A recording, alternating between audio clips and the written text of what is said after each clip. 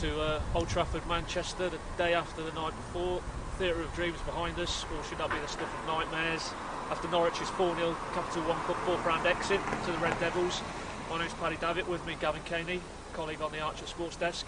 Just to pick through the wreckage of, well, an eventful night to say the least. Debatable penalty. Dire defending from Norwich, I think it's fair to say. Some razor sharp finishing, Gav, and more worryingly, probably for Norwich's Premier League prospects, a double injury blow. Give us your initial thoughts. Well, it was just a night where nothing went right for Norwich City from the start. 0-0, Man United got on top, and obviously a penalty. Maybe it was a contentious one, but to go 1-0 down, it was always going to be an uphill task. And then to concede a second goal early on in the second half through some woeful defending, then you're really up against it. And then things went from bad to worse with the injury to Robert Snodgrass, and then obviously Nathan Redmond as well. And then when it's 3 and 4, it really rubs sort of salt into the wounds. Yeah, I mean, obviously we'll pick over some of the main incidents you've touched on there, but let's start with the injuries.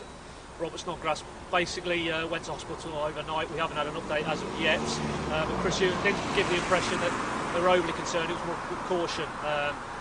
Suspected damage to an eye socket sustained in an aerial challenge with Rafael da Silva, and then actually concussed when he landed very awkwardly, and needed upwards of 10 minutes of medical attention from both sets of club's physios until he was stretchered off, rather worryingly in a neck brace. But as I say, it looks like it was just a precautionary measure, but clearly I think it's safe to say he won't be involved or in contention for Manchester City. Nathan Redmond was the other injury about 10 minutes after Snodgrass's exit.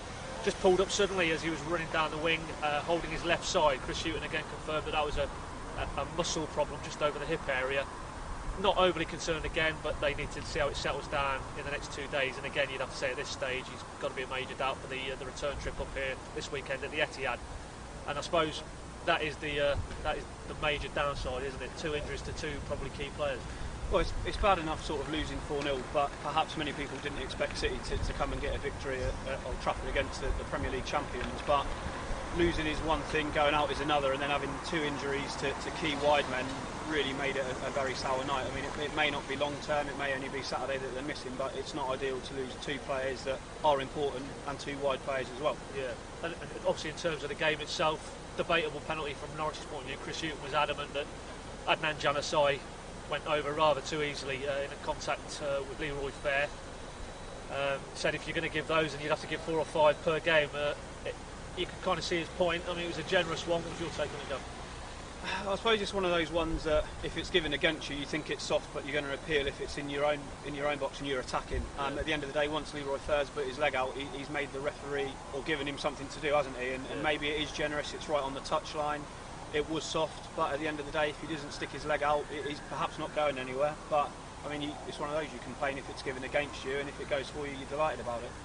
And the thing was, as much as there was a case maybe of a sense of a grievance from Norwich, the second goal was really the killer goal, and totally self-inflicted blows. Javier Hernandez, excellent movement all night, and he's basically jumped between Sebastian Bassong and Ryan Bennett, and that really was probably the game, wasn't it? Because just the worst of it was Norwich were just having their best productive spell. They tested Lindegaard a couple of times, and once that goes in, you know it's a long night. Well, at that point it was obviously 1-0, and it had been United pressure for much of the first half, but they weren't battering City. I know City was struggling to get on the ball, but yeah, at 1-0 you're still in it, and obviously Almanda went quite close. I think Fair went close with a header, and at 1-0 you've got a chance. I know it's going to be difficult at Old Trafford, but to then concede a goal like that, 2-0 down, then you're chasing the game, and it's not a good place to come chasing the game in football when you're 2-0 down. No, definitely not. And obviously from that point, really the fire went out of the game completely, obviously with the Snodgrass injury interval, and subsequently Nathan Redmond's departure as well, and